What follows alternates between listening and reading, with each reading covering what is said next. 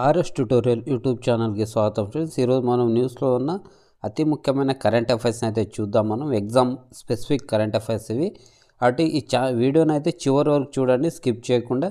ఈ వీడియోకి సంబంధించిన పీడిఎఫ్ కూడా నేను కింద డిస్క్రిప్షన్లో, అదేవిధంగా మన టెలిగ్రామ్ ఛానల్లో కూడా పెడతాను, అక్కడ నుంచి డౌన్లోడ్ చేసుకోవచ్చు. సో ఇక్కడ చూస్తే మనకు 2025లో కొత్త తరం మొదలు.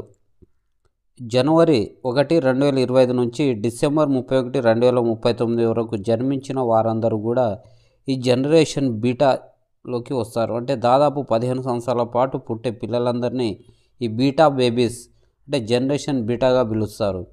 భారతదేశంలో మొదటి బీటా బేబీ మిజోరంలోని దర్డంగ్ నగరంలో ఉన్న సినోడ్ హాస్పిటల్లో పుట్టాడు.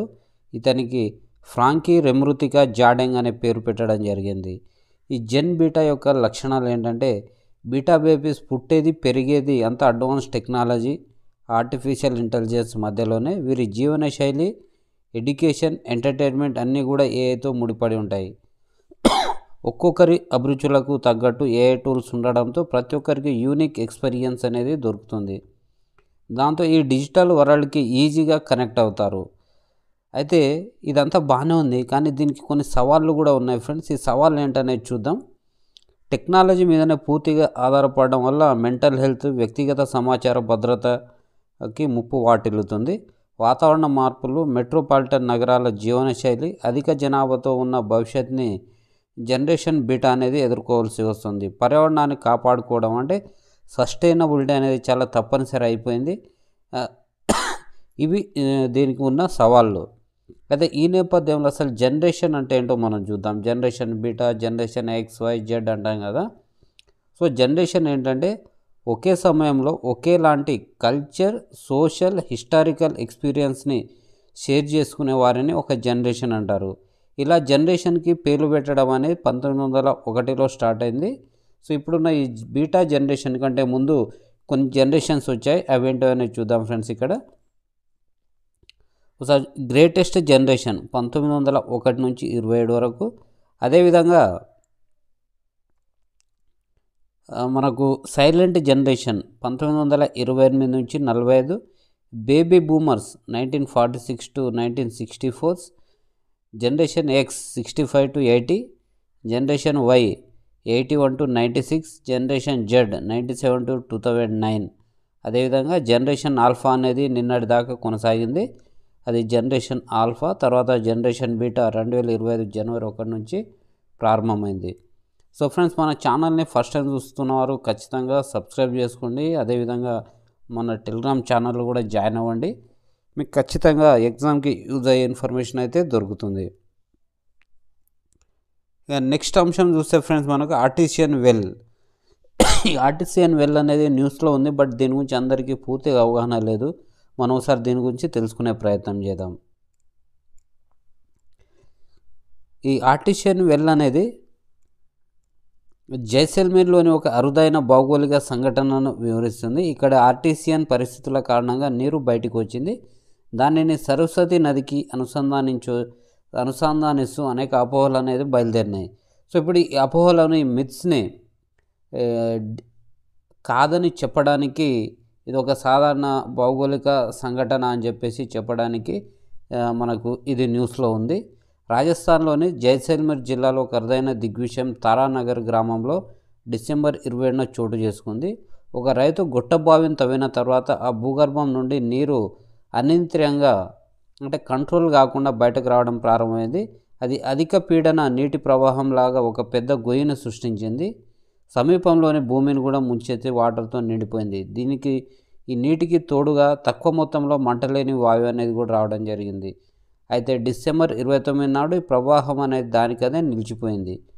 సో దీని మీద అనేకమైన ఊహాగానాలు దారితీస్తున్నాయి. ఇది ప్రాచీన కాలం నాటి సరస్వతి నది ఇప్పుడు మళ్ళీ మనకు ఉద్భవించిందని అలా అనేకం వచ్చాయి. సో దీనికి సంబంధించిన శాస్త్రీయ వివరణ అనేది మనం చూద్దాం. కొందరు ఈ సంఘటనను ఋగ్వేదంలోని పేర్కొన్న పురాతన సరస్వతి నదితో ముడిపెట్టారు, కానీ శాస్త్రవేత్తలు తోసిపుచ్చారు. ఇది ఆర్టిసియన్ పరిస్థితుల కారణమని పేర్కొన్నారు. ఆర్టిసియన్ జలాశయాలు ఈ సందర్భంలో ఇసుకరాయి వంటి అగమ్య భౌగోళిక పొరల మధ్య ఒత్తిడితో ఈ నీటి నిల్వ చేస్తాయి. ఈ పొరలు అనేవి పంక్చర్ అయినప్పుడు అంటే డ్యామేజ్ అయినప్పుడు పీడనం నీటిని సహజంగా పైకి ప్రవహించేలా చేస్తుంది. సాంప్రదాయాల బావుల వలె కాకుండా బాహ్యశక్తి అనేది దీనికి అవసరం. సో ఫ్రెండ్స్, అసలు జైసల్మేర్లోనే ఎందుకు జరిగింది దాన్ని చూస్తే, జైసల్మేర్ వంటి ఎడారి ప్రాంతాల్లో ఆర్టిషియన్ జలాశయాలు ఇసుకరాయి పొరల కింద ఉంటాయి. డ్రిల్లింగ్ ఈ పొరను చీల్చింది. ఈ అపారమైన ఒత్తిడిలో నీటిని విడుదల చేసింది. మోహన్గఢ్, నాచనా ప్రాంతాలతో పాటు ఆస్ట్రేలియా, ఆఫ్రికాలోని ఎడారిలో కూడా ఇలాంటి సంఘటనలు నమోదయ్యాయి. అయితే తారానగర్లో దీని తీవ్రత అనేది ఎక్కువగా ఉంది కాబట్టి ఇది వార్తల్లో నిలిచింది. ఫ్రెండ్స్, ఆ తర్వాత నెక్స్ట్ టాపిక్ చూస్తే మనకు సెంట్రల్ గవర్నమెంట్ సంబంధించి పంచాయత్ సే పార్లమెంట్ 2.0 కార్యక్రమం ప్రారంభించారు. దేశవ్యాప్తంగా 22 రాష్ట్రాలు, కేంద్రపాలిత ప్రాంతాల్లో ఉన్న పంచాయతీరాజ్ వ్యవస్థల్లో షెడ్యూల్ తెగలకు చెందిన 500 మంది మహిళా ప్రతినిధులకు పార్లమెంట్ సమావేశాలు, అదేవిధంగా రాజ్యాంగంపై అవగాహన కల్పించేందుకు ఉద్దేశించిన పంచాయత్ సే పార్లమెంట్ 2.0 కార్యక్రమాన్ని జనవరి 6న లోక్సభలో జాతీయ మహిళా కమిషన్, లోక్సభ సెక్రటేరియట్, గిరిజన వ్యవహారాల మంత్రిత్వ శాఖలు కలిసి దీన్ని సంయుక్తంగా ప్రారంభించాయి. ఈ కార్యక్రమం యొక్క లక్ష్యం పంచాయతీరాజ్ వ్యవస్థలోని ఎస్టీల నుంచి ఎన్నికైన మహిళా ప్రతినిధులకు అధికారం కల్పించడంతో పాటు సమర్థవంతమైన నాయకత్వాన్ని పెంపొందించడానికి ఈ రాజ్యాంగ నిబంధనలు, పార్లమెంటరీ విధానాలు, పాలనపై వారికి జ్ఞానాన్ని పెంపొందించడం అనేది ప్రోగ్రాం యొక్క లక్ష్యం.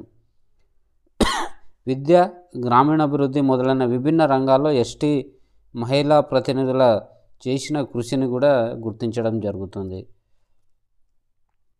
ఫ్రెండ్స్, ఆ తర్వాత ఇది చాలా కీలకమైనది. అంతరిక్షంలో మొలకెత్తిన అలసంద విత్తనాలు అనేవి మనకు అంతరిక్షంలో మొలకెత్తడం జరిగింది. సో ఇక్కడ ఈ ఫోటోలు చూడవచ్చు. ఇవే